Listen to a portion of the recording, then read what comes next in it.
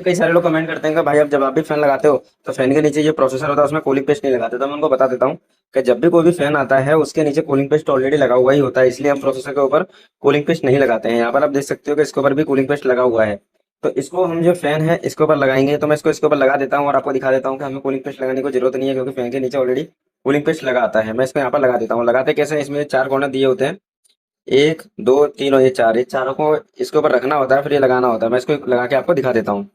अपना फैन हमने यहाँ पर लगा के रेडी कर दिया। अब इसका हम क्या करेंगे, ये जो है इसको हम यहाँ से पावर कनेक्शन दे देंगे। इसको देने के बाद आप यहाँ पर देख सकते हो कि अपने यहाँ पर मदरबोर्ड में फैन लग के रेडी हो गया है। अगर इस तरीके आप भी अगर वीडियोस देखना चाहते हो तो चैनल को लाइक करें, शेयर करें और वीडियो को शेयर जरूर करें।